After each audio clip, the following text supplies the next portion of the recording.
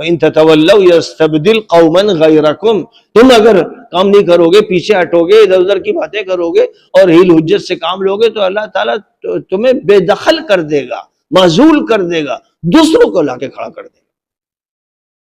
کوئی اور قوم سامنے آئے گی اور وہ پھر کردار ادا کرے گی۔ یہ اللہ کے فیصلے ہوتے رہتے ہیں۔ آج کل جیسے ہم لوگ اس دوران دیکھتے رہے کہ 2 سال کتنی بھیانک جنگ غزہ کے مسلمانوں کے خلاف چھیڑی گئی اور کس بری طرح ان کا خاتمہ کیا گیا، اور پوری امت مسلمہ جو غزہ کی بات کرتی تھی اور وہاں کے مظالم دیکھ کر اپنے تاثر کا اظہار بھی کرتی تھی، پوری امت تماشا بین بنی رہی۔ خاص طور پر وہ امت کے جو اپنا امتیاز اور اپنی اکثریت اہل سنت کے لفظ کی رٹ سے ثابت کرتے تھے، لیکن وَإِن تَتَوَلَّوْا يَسْتَبْدِلْ قَوْمًا غَيْرَكُمْ، انہوں نے جو کام کرنا تھا وہ نہیں کیا، تو جو بنی اسرائیل کے ساتھ اللہ کی طرف سے کیا گیا کہ ان کو راندہ درگاہ کر دیا جاتا ہے، 40 سال تک صحرا میں بھٹکتے رہیں گے اور یہیں مریں گے اور ان کو راستہ ترقی کا نہیں ملے گا، اور موسیٰ آپ ان سے الگ ہیں، وہی عمل بظاہر کیا گیا کہ اللہ تعالیٰ نے ایران والوں کو قبول فرمایا کہ اے عربوں، اے منافقوں، اے دشمنوں کے ایجنٹوں، اے خبیثوں، تم نے کام چھوڑا، تو اللہ نے دوسری قوم کو یہ کام دے دیا ہے کہ اب تمہیں کرنا ہے، اب ان سے کام لیا جائے گا۔ اور اللہ تعالیٰ کام لیتا ہے تو کہتا ہے قُلْ اعْمَلُوا فَسَيَرَى اللَّهُ أَعْمَالَكُمْ وَرَسُولُهُ وَالْمُؤْمِنُونَ، وہاں کسی کی مدح سرائی نہیں ہوتی صرف، بلکہ کرو کام، کام کرو، کام کرو، اللہ دیکھے گا کام، مومن دیکھیں گے، رسول دیکھے گا، کام سے پہچانے، جو کام کرنے والا ہوگا اسی کو موقع دیا جائے گا، اسی کو سبقت ملے گی، وہی آگے بڑھے گا، اسی کو قیادت ملے گی۔ یہ نظام الہی ہے، یہ سنت الہی ہے، اور اسی سنت الہی کا نفاذ ہوتا رہا تاریخ میں اور آج ہو رہا ہے۔ بہرحال جب ماحول ایسا ہو جس میں اقتدار اپنے ہاتھ میں نہ ہو تو بات صرف دعوت تک رہتی، نصیحت تک رہتی، وصیت تک رہتی۔ تو میں نے کہا کہ سارے انبیاء کرام تو دعوت و تبلیغ کا کام کرتے رہے، اور اس کے بعد جب اللہ کو عذاب دینا تھا کسی قوم کو عذاب دیا۔ موسیٰ علیہ السلام ایک شخص ہیں کہ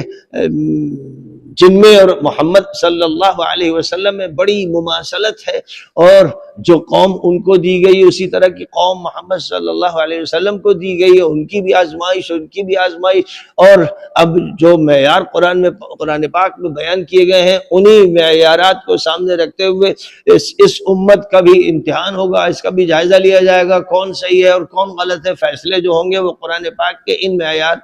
کی بنیادوں پر ہوں گے۔ تو حضرت موسیٰ بھی حکومت قائم نہیں کر سکے۔ اب حضرت موسیٰ علیہ السلام سے جو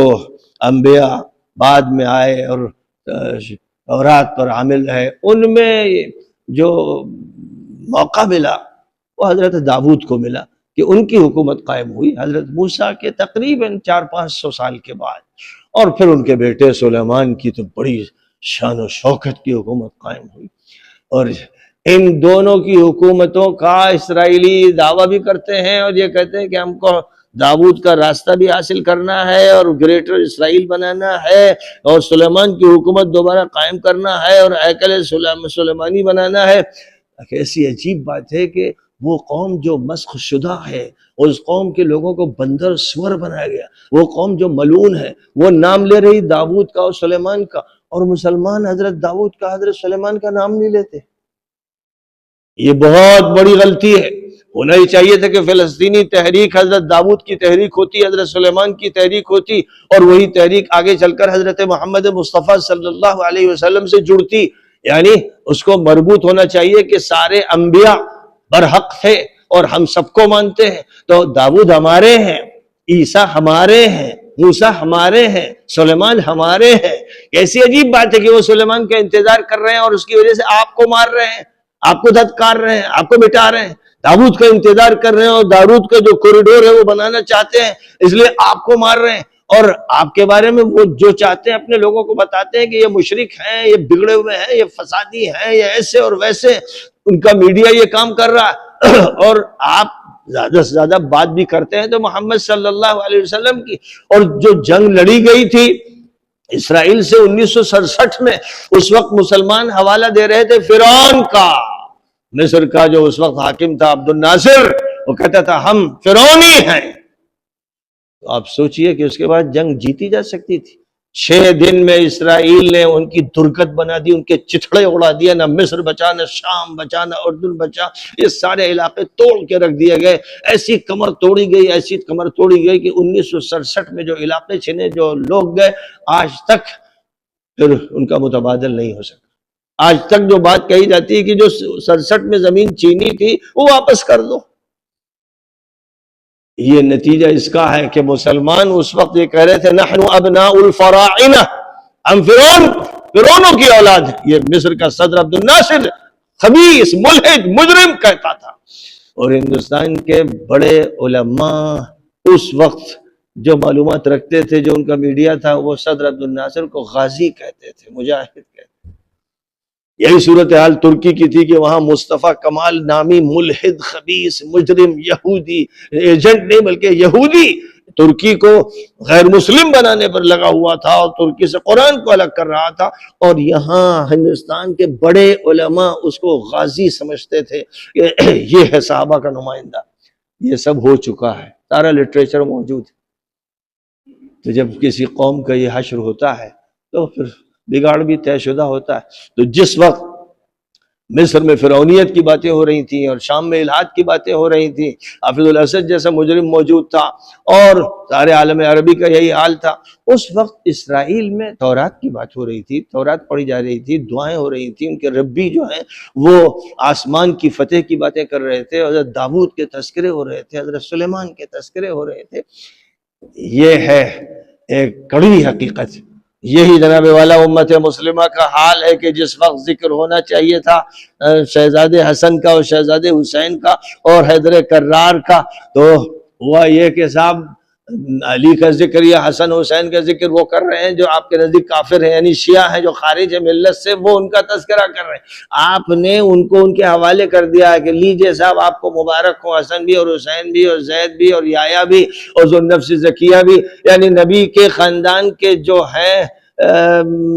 نمایاں ترین افراد اور نبی کے جگر کے گوشے ہیں اور نبی کی آنکھوں کا نور ہے، وہ آپ کو مبارک چھو، وہ آپ کو مبارک۔ اب اس سے زیادہ کوئی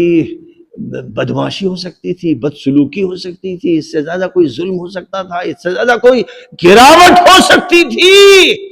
لیکن یہ سب ہوئی اہل سنت کے نام پر ہوئی۔ اہل سنت نے حسن حسین کو چھوڑ دیا،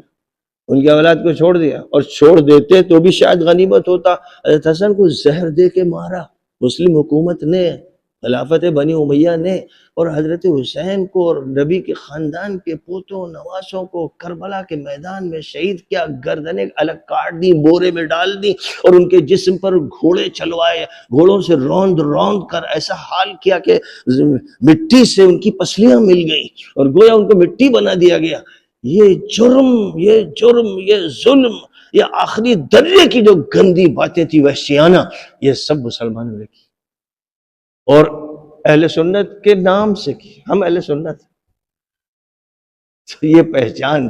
بنی، یہ بنا رکھی گئی اہل سنت کی۔ جب وجود میں آیا یہ فرقہ، یہ بڑا فرقہ ہے، یہ وجود میں آیا تو اس طرح کے نبی کے خاندان کے لوگوں کی لاشوں پر یہ فرقہ قائم ہوا، اور آج تک اندھے بہرے گونگے خبیث منحوس ملے مفتی آج تک وہ ان قاتلوں کا تذکرہ کرتے ہیں، ان کی تعریف کرتے ہیں، ان کا دفاع کرتے ہیں اور مقتولوں سے جان چھڑاتے ہیں۔ تو بہرحال اللہ سے دعا ہے کہ اللہ ان ظالموں کا متبادل طے فرما دے۔ وَإِن تَتَوَلَّوْا يَسْتَبْدِلْ قَوْمًا غَيْرَكُمْ، اب ان کو راستے سے ہٹا دیا جائے، ان کو نکال دیا جائے، ان کو معزول کر دیا جائے، ان کو چوٹ لگائی جائے اور اسرائیلیوں کے ساتھ ان کا حشر کیا جائے اور عذاب الہی ان پر نازل ہو، اور دوسری قوم جو اٹھ کر کھڑی ہوئی ہے اور جو حق کی بات کرتی ہے، سچائی کی بات اور عدل کی بات اور انصاف کی بات، اس کو اللہ تعالیٰ قیادت بھی عطا فرما دے اور وہ مقام